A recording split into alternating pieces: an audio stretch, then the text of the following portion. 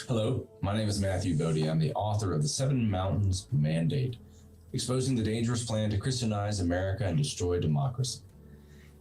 I'm a professor of English with an emphasis on religious rhetoric and composition at the University of North Georgia, and I live in Gainesville, Georgia. In this video, I want to give you a quick summary and overview of the book and why I think you and all your friends should read it.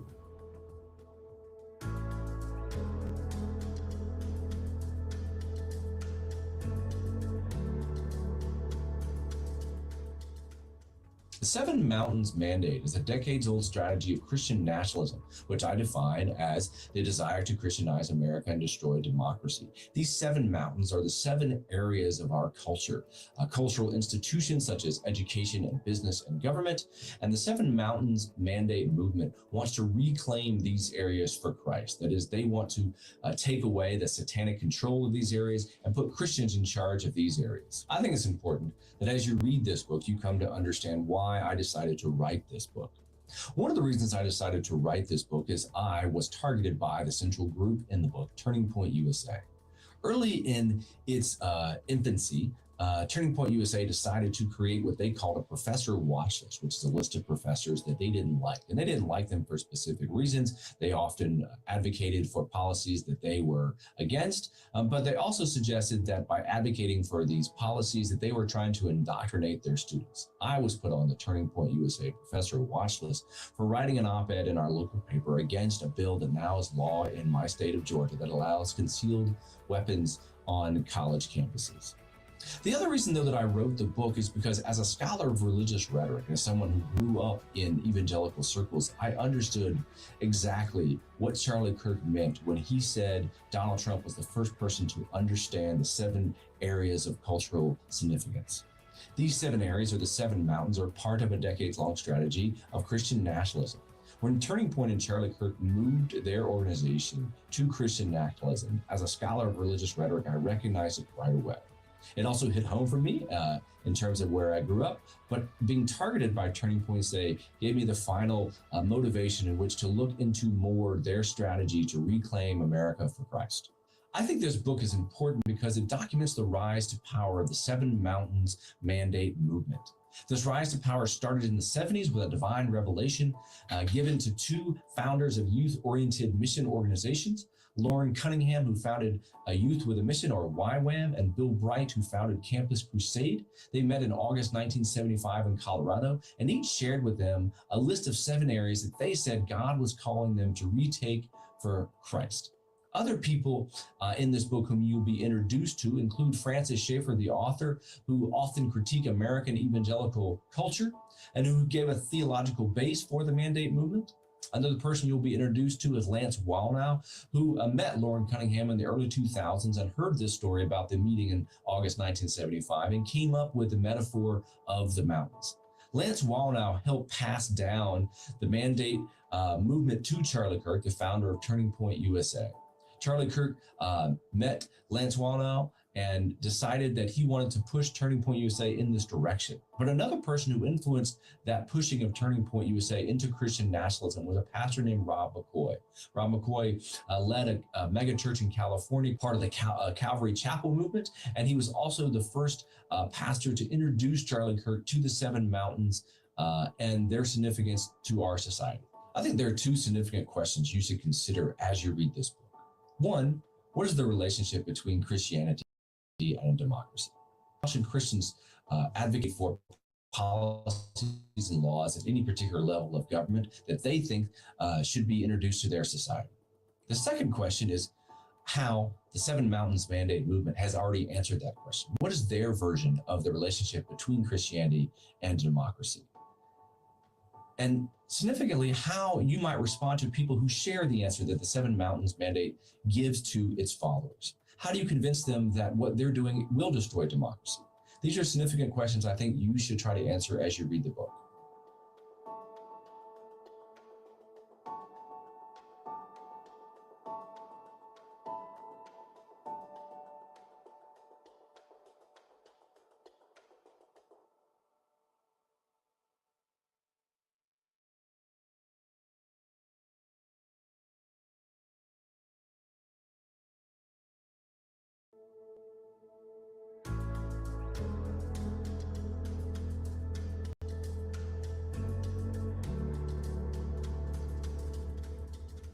Hello, I'm Matthew Boedy, the author of The Seven Mountains Mandate, Exposing the Dangerous Plan to Christianize America and Destroy Democracy.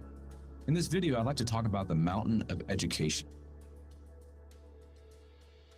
When I think of the relationship between conservative Christians and public schools, I think of a parallel track. That is, you have your public education system funded by tax dollars, and you have your private schools. This parallel structure has been around for decades, especially since the start of the Seven Mountains Mandate movement in the 70s. But over the course of these decades, advocates for the Seven Mountains Mandate movement have said that they want public tax dollars to be used for private schools. They say that individual students are funded by individual amounts of dollars, and that money should follow individual students to private schools. They call this school choice. Another word for this is vouchers. Many states have passed voucher laws.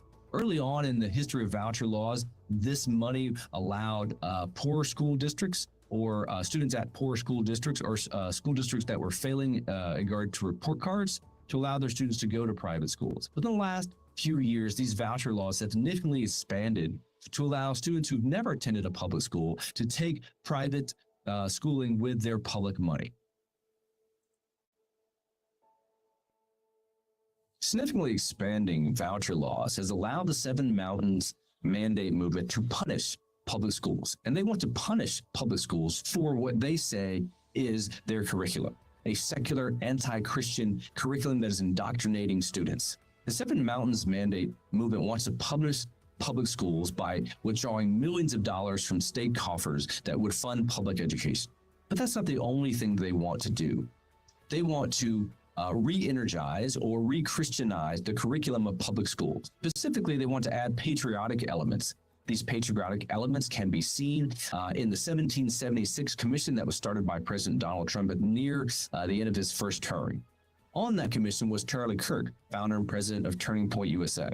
The chairperson of that commission was the president of a small college in Michigan called Hillsdale College. Charlie Kirk learned about the mountain of education from the president of Hillsdale College. The president of Hillsdale College uses Hillsdale College curriculum and influences private schools and their public charter schools to promote more patriotic education. They give away this curriculum for free, and you can access it on Hillsdale College's website. They have videos about the Declaration of Independence and the Constitution and the rights therein, but they also have videos about very specific opinions, for example, about the civil rights movement in our nation. So the Seven Mountains Mandate movement, in their attempt to reclaim or retake the mountain of education for what they say is demonic public education, uses vouchers and curriculum to do that. This is their strategy for the mountain of education.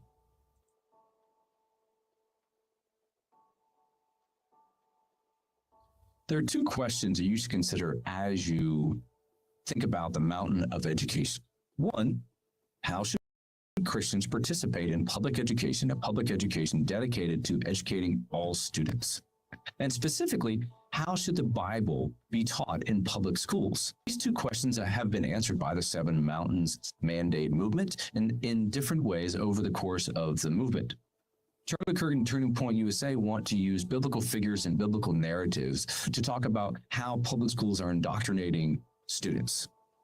But they also want to use the Bible as an educational manual to suggest that all subjects from science to math, from English to history, should be influenced by the Bible. This is why these two questions are significant for you to answer.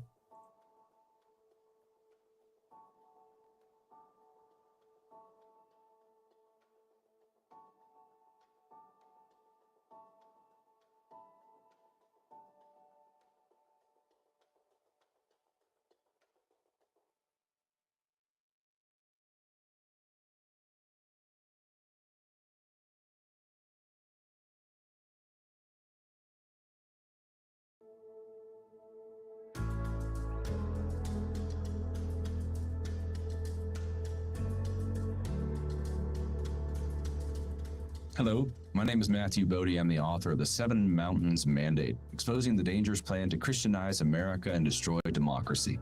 In this video, I'd like to talk about the mountain of government.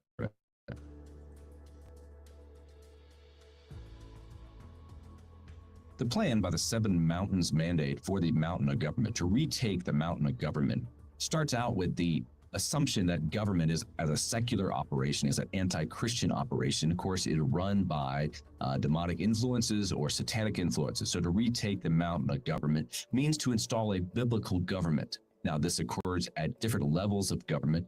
As you may know, there's a history of conservative Republican ideas of limiting federal government and limiting government power. That is certainly true at the federal level. But the Seven Mountains Mandate is about installing a biblical government, which means both perhaps increasing the power of government, but also the size of government, but specifically the areas of government that include the other institutions like education and business.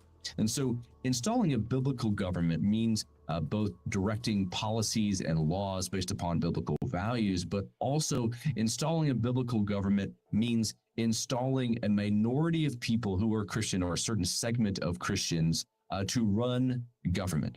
It does not mean necessarily having a majority rule in a democratic way, that is, a majority of a state or city are Christians. It means installing individuals who would then have power over those governments to install a biblical form of government.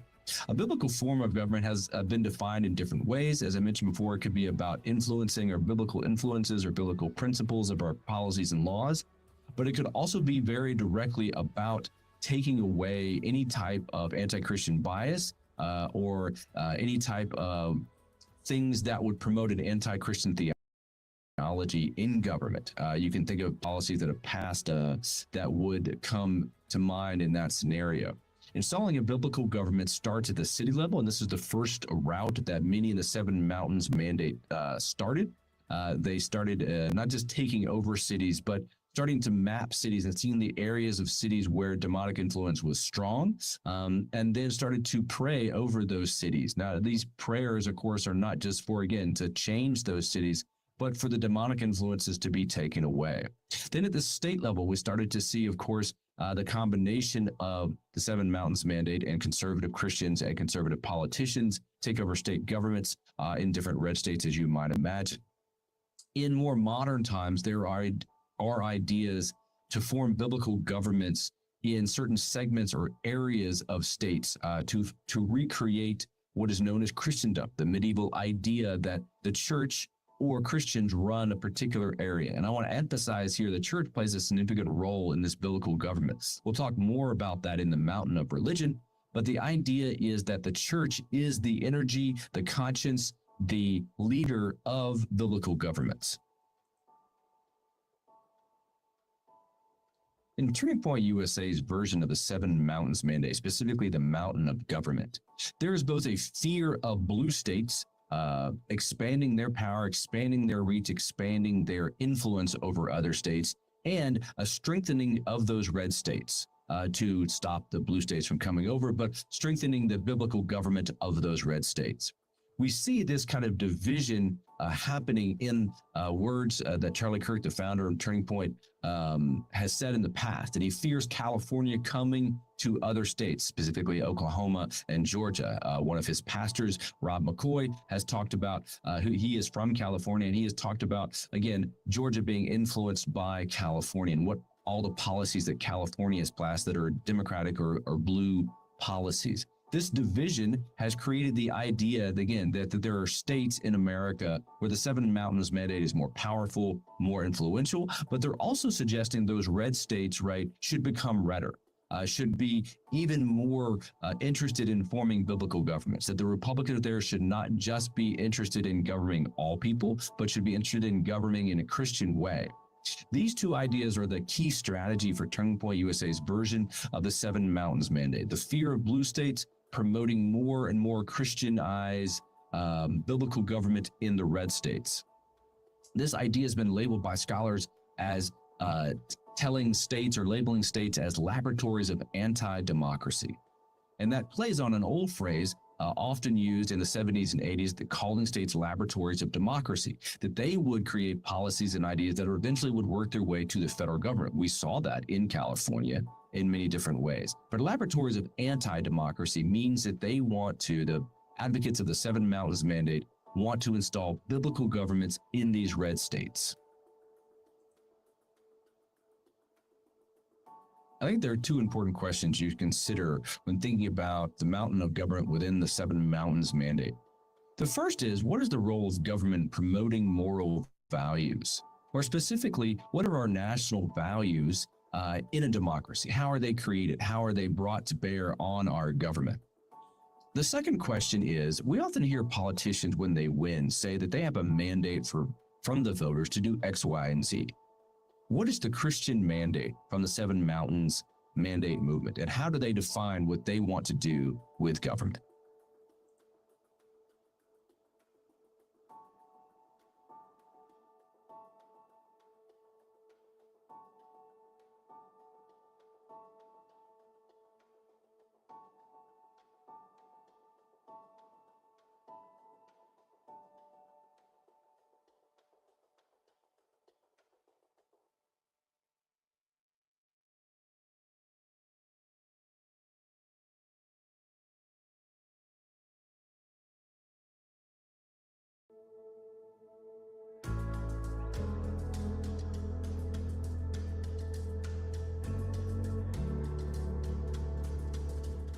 My name is Matthew Boedy. I'm the author of The Seven Mountains Mandate, Exposing the Dangerous Plan to Christianize America and Destroy Democracy. In this video, I want to talk about the mountain of religion.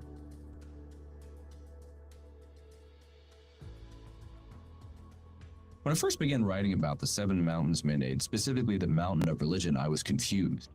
All the other mountains were under the control of Satan, under control of demonic power. But the mountain of religion was the church. How could the church be under that control? And that is the central argument of advocates of the Seven Mountains Mandate, that the church has not done enough. The church has been passive. The church has not recognized that it is being influenced by the culture. And with that, they want to propose or have the church members, congregates, believers practice what's called a biblical citizenship. The idea behind biblical citizenship began with really democratic actions to influence lawmaking, to influence lawmakers, and to make sure that they pass ideas that Christians would agree with. It also meant keeping tabs on local city councils and local school districts and things like that. But the modern version of the Seven Mountains Mandate, especially through Turning Point USA, has added anti-democratic elements to that. It's not just empowering church members as individuals to go out and work in government or to influence government. They want to create the idea of the church itself as a command center to be deployed against government, against the other cultural institutions. So the idea of retaking the mountain of religion means to take the demonic control or demonic power and put it back into the hands of Christians through the idea of biblical citizenship.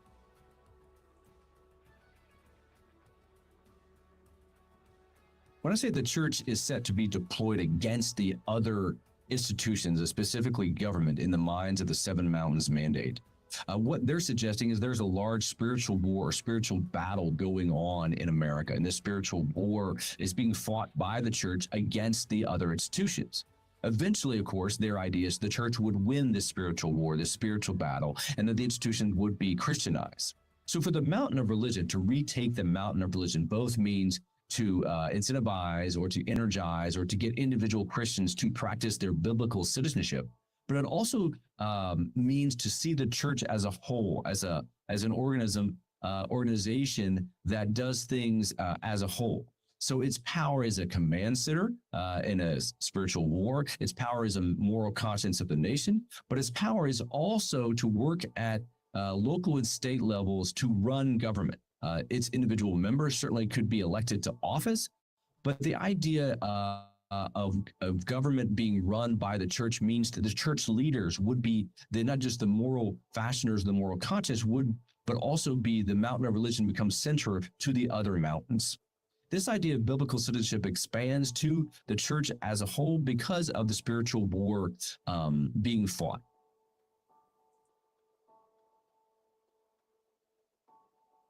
I think there are two important questions you consider when thinking about the mountain of religion. One, what is America's founding documents, the Constitution, the Declaration of Independence? How do they define religious liberty? And second, if the Seven Mountains Mandate wants to define the church as the command center for government, what does that mean for the religious liberty of non-Christian religions, of adherents to those religions? How does religious liberty play into the future for the Seven Mountains Mandate?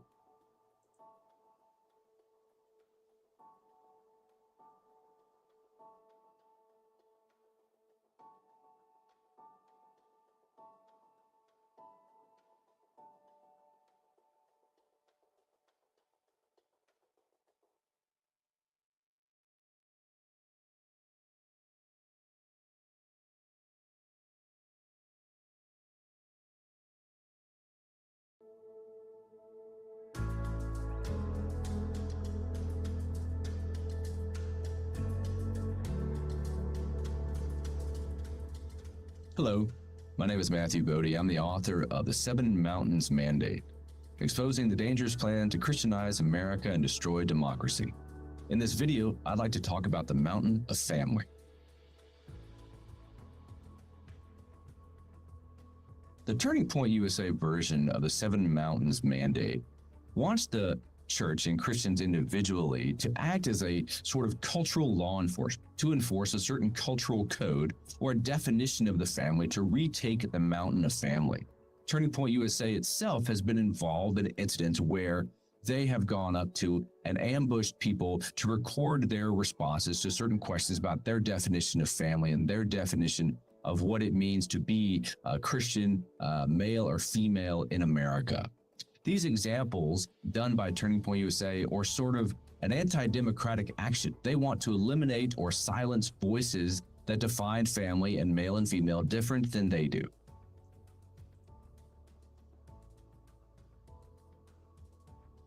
What then is the definition for male and female given by Turning Point USA in their version of the Seven Mountains Mandate? They want to use the terms like masculinity and femininity, but they really mean the definitions of male and female. What should be the role of those two genders in American society? First, let's start with masculinity. They propose masculinity starts with a rugged individualism, often seen in what Turning Point USA calls its male summits. These summits occur outdoors, often during weekends, with hiking and team building exercises. But they also promote the idea of male as protector. And this is not just the protector of the home or the protector of the female, this is protector of the nation. That runs parallel with their definition of female or feminine. They promote, Turning Point USA promotes the idea of feminism through their own female summits, where they give speakers and define things in terms of motherhood and home building. Specifically, though, they want motherhood and home building to create a space that allows male leadership to take place. Again, this is not just male leadership in the home or the church. This is male leadership in the nation. So the ideas behind Turning Point USA's definition of the family and the retaking of the mountain of family implies, of course, that there are other definitions, not just out there, but those other definitions, the perhaps anti-Christian definitions, are winning the day in America. And Turning Point USA wants to enforce its definitions of male and female and femininity and masculinity in such a way as to promote anti-democratic actions, to silence other voices, to not have a debate, to ambush people and to embarrass them in such a way as to force them to not participate in our democratic society. This is how Turning Point USA and their version of the Seven Mountains Mandate plan to retake the mountain of family.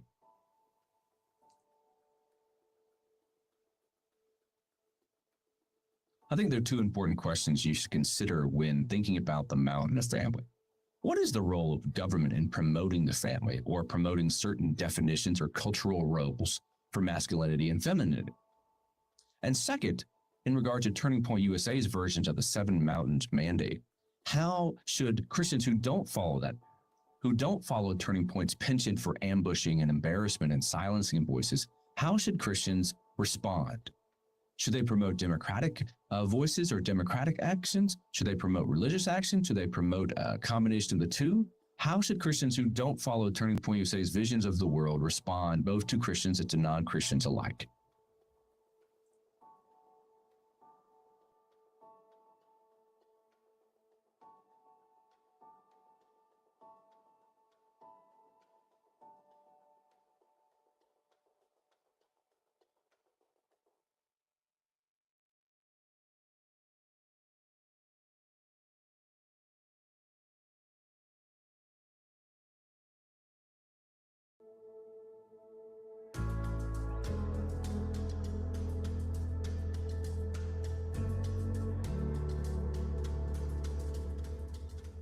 Hello, my name is Matthew Boedy. I'm the author of The Seven Mountains Mandate, Exposing the Dangerous Plan to Christianize America and Destroy Democracy. In this video, I want to talk about the mountain of business.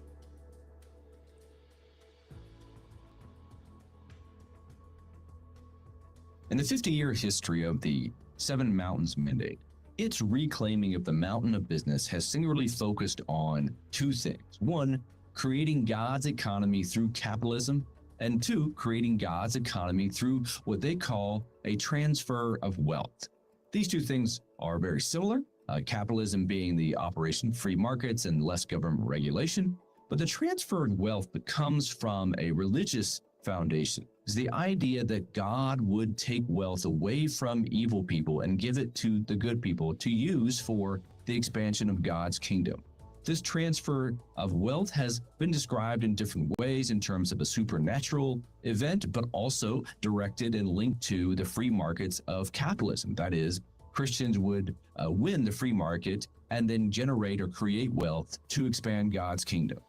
These two ideas in the Seven Mountains Mandate are the foundation for what they think America should be. That is, God's economy should be the foundation for America's economy. One of the key figures in the Seven Mountains Mandate and its retaking of the mountain of business is a man named Peter Wagner. He was a Fuller Seminary professor who specialized in church growth and often researched how churches would grow. But as he expanded into the Seven Mountains Mandate, he came up with a term to call businessmen marketplace apostles. So it has two links to it. One, the idea of apostles, that they have visions and ideas for the church and expanding God's kingdom. And two, that they work in the marketplace and not in the church, that there's not religious offices. And he convinced businessmen who had lots of money that they could be marketplace apostles, that they could expand God's kingdom by both giving their money to Peter Wagner, but also expanding God's kingdom by using their money in the different cultural institutions in the Seven Mountains. Marketplace apostles would expand God's kingdom through the idea of capitalism and free markets, but also this transfer of wealth.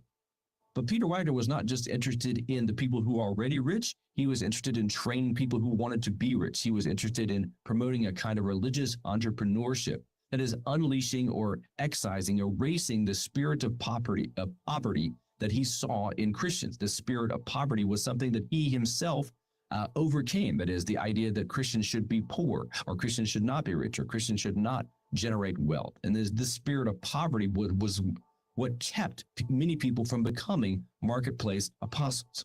Marketplace apostles were the rich people that Peter Wagner wanted to use to expand the Seven Mountains Mandate. I think there are two important questions you should consider when thinking about the mountain of business. One, if indeed Peter Wagner's idea of the marketplace apostles, if that succeeds, if indeed we have created a religious oligarchy in our nation, one, how would that impact the church? What role would these people play in the church, both broadly and in a local congregation? How would the role of money and power change the church? But secondly, if indeed there's a religious oligarchy that would succeed when the Seven Mountains Mandate succeeds, how would this affect our public institutions? How would a largely group of largely rich people affect our public institutions? Would they run those institutions off to the side? Would they allow those institutions to affect the whole public and not just individual groups? These are two important questions, the mountain of business, that you should consider.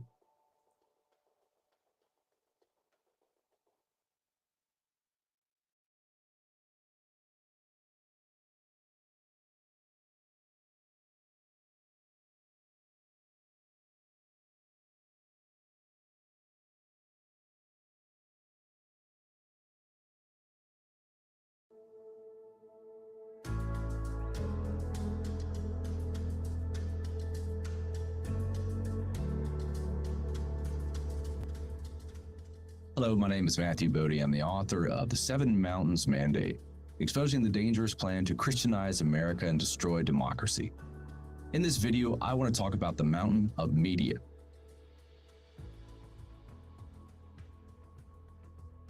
To understand how the Seven Mountains Mandate wants to reclaim the mountain of media, one has to understand the role of conspiracy in the Seven Mountains Mandate. The idea that there is a larger evil set of people and networks working against you is key to the Seven Mountains Mandate. In fact, it is the underlying idea behind the entire Seven Mountains Mandate, that there are seven mountains ruled by Satan or demonic forces, and they are conspiring to keep these seven institutions free from any Christian influence or Christian power. But the idea of the power of conspiracy goes beyond that. It specifically goes to the conspiracy at the heart of modern media. Many Christians, whether involved in the Seven Mountains Mandate or not, see modern media, modern mainstream media, as a negative force, both in terms of what it reports on and what it doesn't report on, and how it views Christians or how it reports on Christians. There's a conspiracy, they think, at the heart of modern media to de-emphasize Christians. They see modern media as a secularizing force. And these elite media institutions like the New York Times or the Washington Post lead that conspiracy, but that conspiracy works all the way down to your local newspaper. The idea of modern media having a conspiracy is what they, in the Seven Mountains Mandate, wants to erase. To reclaim the mountain of media means to erase the conspiracy at the heart of media. If there is a conspiracy at the heart of modern media, how does the Seven Mountains Mandate aim to respond to that? How do they want to erase that conspiracy? One answer we see is in Turning Point USA, and they promote conspiracies. They hire conspiracy theorists to create new conspiracies, specifically media conspiracies, that media won't cover this or media won't say that. But in doing so, in creating more conspiracies and promoting the idea of conspiracies, Turning Point USA is suggesting that they are the trusted voice in media, that they should be not just trusted, but they are the sole source of trust in media. They promote the idea that they unveil or show us the conspiracies at the heart of modern media, and by doing so, they become the trusted media. They are the new media.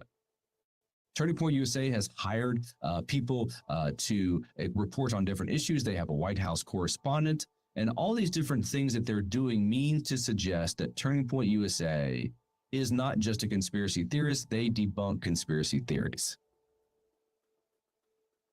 I think there are two important questions for you to consider when you're thinking about the mountain media and the role of conspiracy. One, what would be the impact on evangelism, on the spreading of the gospel, if many non-Christians see Christians as conspiracy theorists, as being involved in and believing in things that are not true? How would that impact spreading the gospel?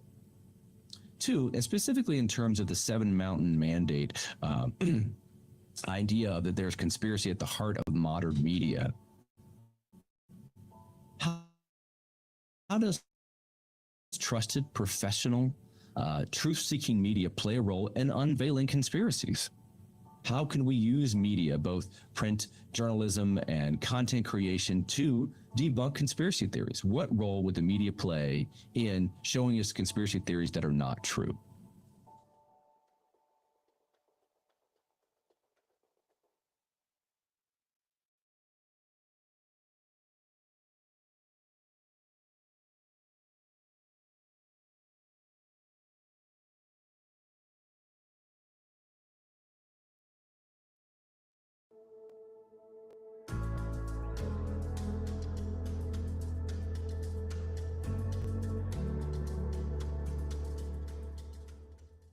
Hello, my name is Matthew Boedy. I'm the author of The Seven Mountains Mandate, Exposing the Dangerous Plan to Christianize America and Destroy Democracy.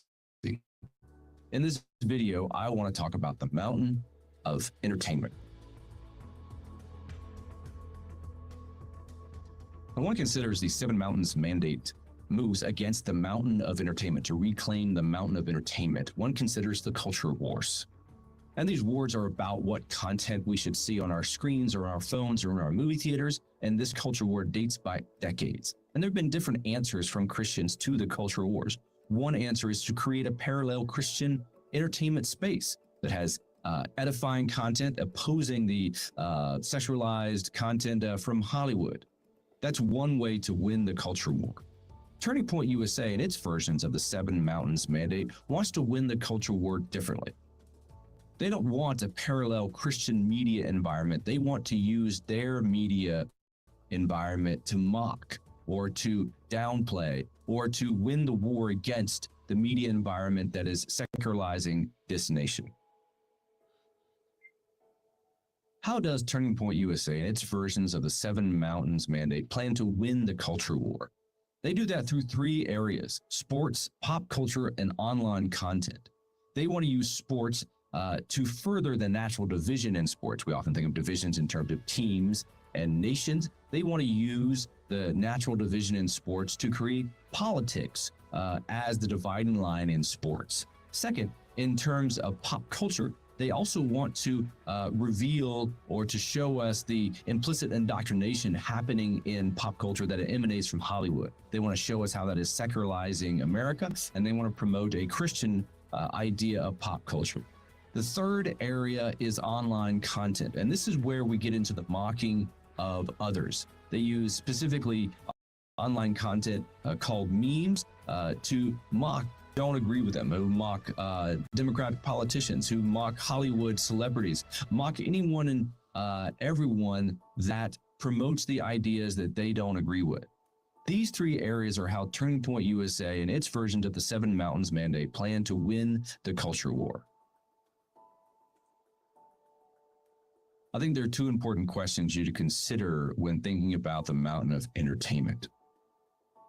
What does the church, or what do Christians win when they win the culture war, if indeed that is to take place? And second, is Turning Point USA winning the culture war in the right way? Those are two important questions I think you consider when you consider the mountain of entertainment.